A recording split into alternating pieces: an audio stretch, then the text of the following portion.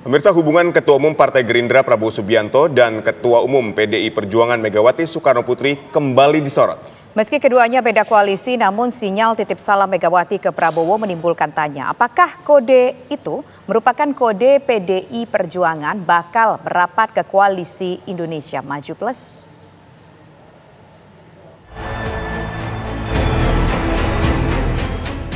Gelaran rapat pimpinan nasional Partai Gerindra diwarnai dengan sorak-sorai seluruh undangan yang hadir.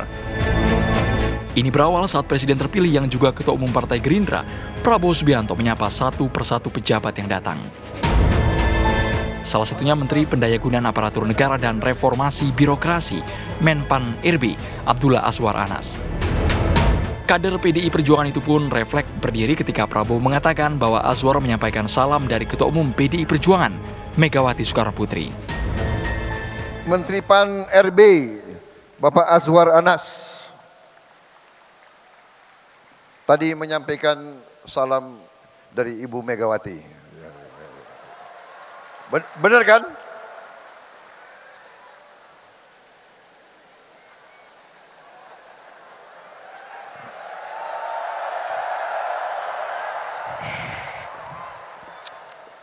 Kader yang agak tertib sedikit, ini ada Bapak Presiden di depan kita ini. Azwar Anas mengaku saat dapat undangan dari Prabowo langsung lapor ke Megawati Soekarnoputri. Secara kentara, Megawati menyampaikan salam hormat untuk Prabowo Subianto. Kemarin saya sebelum berangkat, Ibu menyampaikan salam hormat. Ya, wah ini ditodong. Ya. Jadi ketika kemarin ada undangan, kami lapor kepada beliau sebagai menteri, kami diundang oleh Pak Prabowo dan kemudian beliau menyampaikan salam hormat karena beliau tidak bisa hadir pada undangan pada kesempatan ini karena beliau memang sangat sibuk dengan tanda tangan rekom dari para calon yang belum selesai dan ada banyak sekali administrasi yang beliau selesaikan. Itu aja saya kira. Ada pesan Oh enggak ada. Salam permohonan maaf saja karena malam ini tidak bisa hadir dan kami ketika berpamitan beliau menyampaikan salam hormat ke Pak Prabowo. Apakah titip salam Megawati ke Prabowo merupakan sinyal PDI Perjuangan membuka peluang untuk gabung koalisi Indonesia Maju Plus? Apalagi gaya politik merangkul ala Prabowo selama ini gamblang ditujukan ke semua partai. Rakyat butuh pilihan, tapi sekarang ayo kita bersatu, kita bergabung, kita bekerja sama.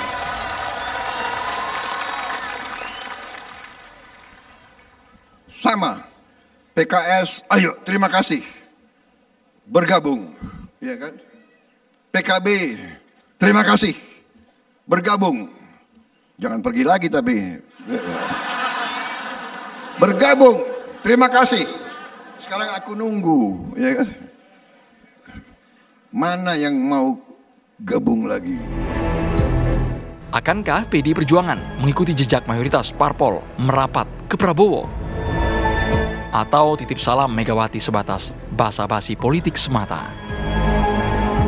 Tim TV One mengabarkan.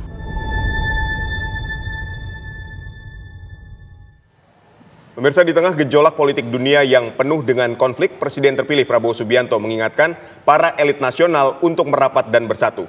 Prabowo mengutip analisis dari pakar asing, Indonesia akan menjadi negara top dunia bila para elit tidak terpecah belah.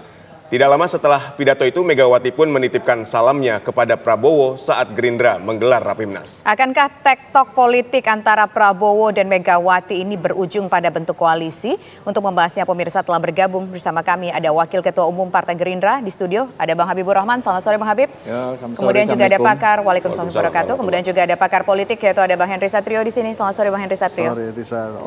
Dan pemirsa juga bergabung bersama kami secara virtual, ada juru bicara PDIP, yaitu ada Mas Aryo Seno Bagaskoro. Selamat sore Mas.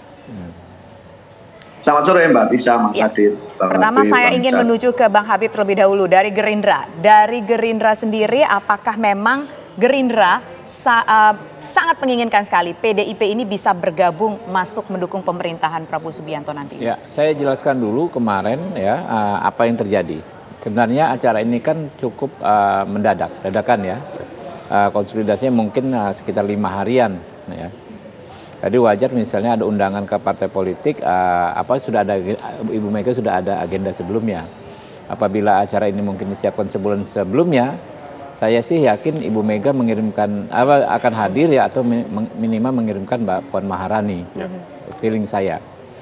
Nah, yang kedua, Ibu Mega itu setahu saya nggak pernah basa-basi.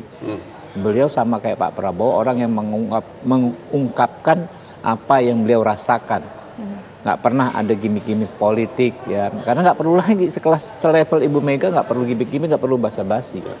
Kalau beliau menyampaikan salam ya itu sincere, itu benar-benar tulus ya, sebagai negarawan. Jadi kami ini para politisi ada 3 level hubungan satu sama lain, ideologi, politik, organisasi. Mungkin secara organisasi kita tidak sama, mungkin secara politik beda haluan, tapi secara ideologi Pak Prabowo dengan Ibu Megawati setahu saya sangat erat hubungannya. Pak Prabowo berkali-kali mengatakan mengagumi pemikiran-pemikiran ayahnya Ibu Mega, Bung Karno. Betul. Banyak sekali program-program Partai Gerindra ya, di beberapa kali pemilu yang implementasi ajaran-ajaran Bung Karno ya. Begitu juga praktek berpolitik di Partai Gerindra, kita bikin partai school ya, sekolah partai dan lain sebagainya, menuju ke partai kader. Itu juga salah satu referensi utamanya adalah PDI Perjuangan dan Soekarnoisme, kurang lebih begitu bagaimana mendirikan sebuah partai politik.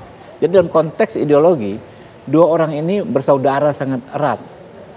Sehingga wajar ada salam begitu dari Ibu Mega ya. Dalam konteks untuk menuju pemerintahan bersama gimana Bang? Itu dia artinya, kalau kita bicara ideologi itu kan kita bicara kepentingan kita bersama. Kita bicara politik, bicara organisasi, mungkin bicara pemilu-pemilu ansih. Tapi kalau bicara kepentingan bersama, kepentingan bangsa yang lebih besar di tengah elit percaturan global yang banyak tantangan di sana sini, memang kita memerlukan persatuan. Nah, saya pikir semangat itu ada juga di Ibu Mega ya, sehingga kita boleh optimis ya dalam waktu ke depan ya. Walaupun mungkin kita tetap saja bisa berbeda pendapat dalam beberapa hal yang detail teknis, tapi secara umum saya yakin ya punya semangat yang sama dalam satu frekuensi antara para petinggi-petinggi kita. Baik, kita sekarang menuju ke Mas Aryo Seno Bagaskoro. Mas Seno, Anda melihat apakah PDIP ini ingin bergabung ke Gerindra, ke bagian koalisi atau Indonesia Maju Plus ini? Ya, ini saya kira satu hal yang selalu kita salah persepsi ya. Artinya perbedaan pandangan di dalam pemilu itu kita anggap sebagai sesuatu yang begitu prinsipil dan kemudian mengubah. Artinya harus direkonsiliasikan sedemikian rupa. Padahal dalam konteks demokrasi modern, memang di dalam pemilu itu adalah sarana terbaik untuk merayakan perbedaan dan tidak perlu harus dipaksa untuk sama.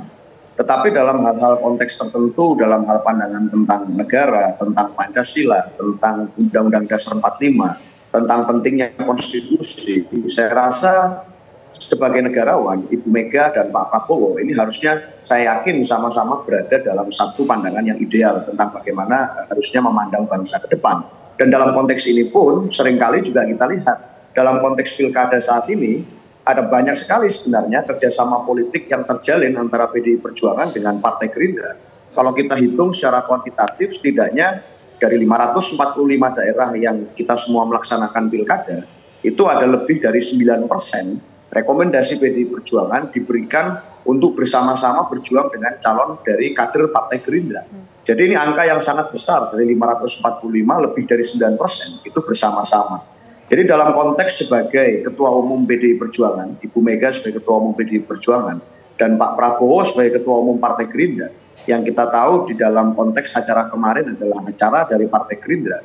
Ini hubungan antar Ketua Umum Partai Politik seperti yang sering kali saya sampaikan, hubungan kami dengan semua partai politik berjalan dengan baik, komunikasi berjalan, bahkan di dalam beberapa pilkada kerjasama politik bisa terjalin. Jadi saya rasa tidak ada masalah di situ.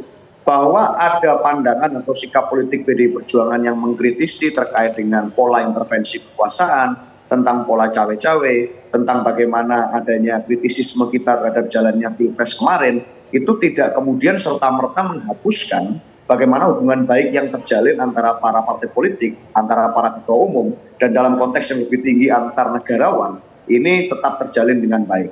Jadi saya rasa salam itu adalah bentuk salam permohonan maaf yang disampaikan Pak Aswar Anas bahwa kami tidak bisa hadir, Ibu Mega tidak bisa hadir dalam acara kemarin, tetapi dalam konteks menjaga hubungan baik, komunikasi politik yang baik, apalagi menghadapi pilkada ini banyak sekali kerjasama kami dengan Gerindra, saya rasa itu adalah satu hal yang sangat wajar untuk kemudian terjadi di dalam forum tersebut. Itu Mas Adit.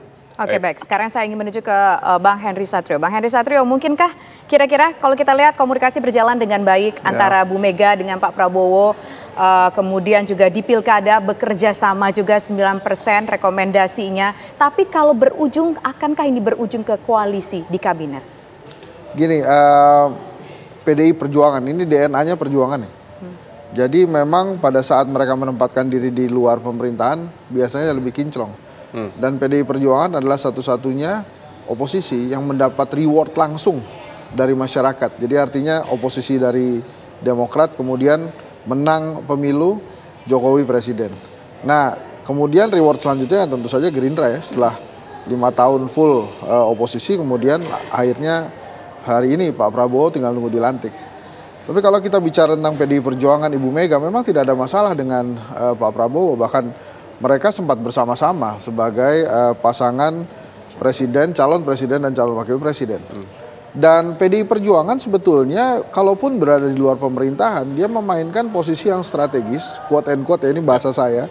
Jadi artinya kalau ada program-program pemerintah yang bagus tuh mereka dukung.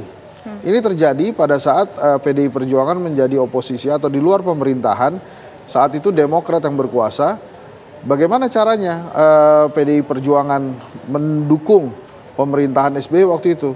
Dipersilahkan oleh mayoritas elit politik waktu itu, Pak Taufik Kemas sebagai Ketua MPR.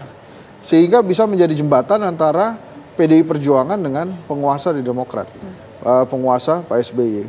Jadi kalaupun nanti PDI Perjuangan tidak memutuskan masuk secara de facto ya atau secara nyata kasat mata menjadi koalisi Pak Prabowo bersama-sama di koalisi Indonesia Maju, mereka tetap bisa memainkan peranan-peranan positif dan itu pernah dilakukan oleh PDI Perjuangan. Jadi kalau kemudian PDI Perjuangan memutuskan tetap berada di luar pemerintahan, mereka akan menjadi kekuatan oposisi atau kekuatan di luar pemerintahan yang konstruktif tapi bermanfaat buat pemerintah. Jadi saya nggak terlalu khawatir dan sangat mungkin kalau kemudian MD3 tetap pada jalurnya saat ini dan artinya Mbak Puan atau siapapun nanti yang dari PDI Perjuangan kan akan menjadi ketua DPR.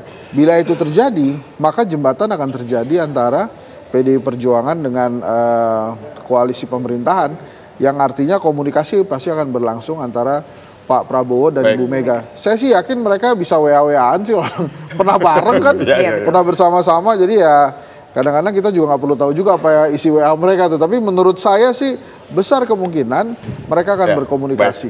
Bang Habib, ini Pak Prabowo ini menginginkan adanya oposisi atau semuanya akan dirangkul untuk masuk ke dalam koalisi. Tapi dijawabnya nanti usai jeda, tetaplah di Kabar Petang. Anda kembali di Kabar Petang, kita lanjutkan kembali dialog kita. Kita langsung ke Bang Habib. Bang Habib, apakah Pak Prabowo ini menginginkan adanya koalisi, adanya oposisi, atau justru semuanya ingin ditarik ke dalam koalisi? Jadi saya sering melihat Pak Prabowo, menyaksikan Pak Prabowo berbicara dalam forum-forum eksternal, apalagi internal, terutama internal. Di internal itu disampaikan, tapi nggak apa-apa saya sampaikan ini ya. Kurang lebih corak demokrasi kita ini tidak harus sama dengan negara-negara lain yang harus ada oposisi dan lain sebagainya. Di kita itu kan musyawarah, ya. Musyawarah itu kan artinya kita rembukan, gotong royong, musyawarah, rembukan. Apakah harus ada oposisi? Tidak. Tapi apabila misalnya yang berkehendak di luar pemerintahan, secara demokratis kita nggak bisa tolak juga, nggak bisa larang, gitu loh. Dalam konteks ikhtiar, ya tentu arahnya menurut saya Pak Prabowo ingin merangkul sebanyak mungkin.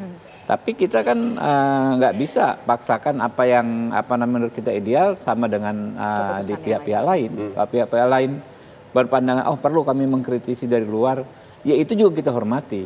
Itulah bagian juga dari dalam konteks dialektika musyawarah itu. Musyawarah itu kan nggak seharus sama-sama pada akhirnya dalam secara realistis ya kan. ada pihak-pihak yang berpendapat, oh kita ke depan kan juga musyawarah, tapi kami nggak di pemerintahan. Kan bisa juga seperti itu. Oke. Sekarang saya ingin ke Mas Seno. Mas Seno, kalau tadi Mas Seno mengatakan di pilkada oke lah kompak, ada 9% begitu yang bersatu bersama dengan Gerindra mengajukan kepala daerah. Tapi kalau untuk nanti mendukung pemerintahan di kabinetnya nanti akan dilantik, kira-kira apakah PDIP akan bergabung mendukung pemerintahan yang akan dilantik nantinya?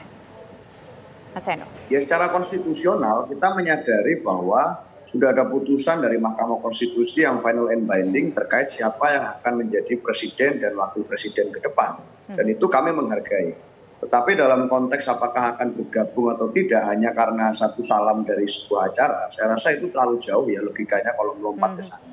Kita tentu pasti membutuhkan satu proses mekanisme partai, dan dalam PDI Perjuangan kita mengenal bahwa posisi sikap politik partai terkait bergabung atau tidak di dalam pemerintahan itu akan diputuskan di dalam kongres yang secara jadwal akan dilaksanakan awal tahun depan.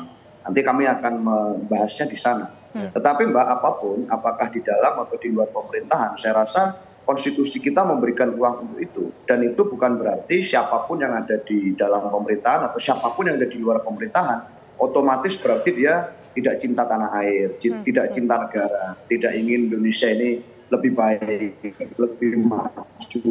Karena memang di dalam konsep tata negara pemerintahan kita yang presidensial ini, kita tidak mengenal konsep oposisi atau non-oposisi. Yang ada memang semua partai politik kan memang ada di dalam DPR yang ada di Senayan. Sehingga fungsi kritis itu ada di sana, fungsi rembukan ada di DPR, fungsi musyawarah ada di DPR. Persoalan kita akan mengambil jalan berada di dalam atau di luar, saya rasa itu sama-sama pilihan konstitusional, sama-sama pilihan yang cinta tanah air, sama-sama pilihan yang ingin agar Indonesia lebih baik. Jadi apapun itu, apapun pilihan PDI Perjuangan nanti, tidak ada alasan buat kemudian mengatakan bahwa kami tidak ingin untuk melakukan kerja-kerja pembangunan bersama, kerja-kerja gotong royong bersama. Karena bagi kami itu sama-sama pilihan yang demokratis. Baik, kita ke Mas Hensat. Mas Hensat, apakah PDIP ini akan bergabung ke pemerintahan Prabowo menurut Anda? Sebagai menteri misalnya?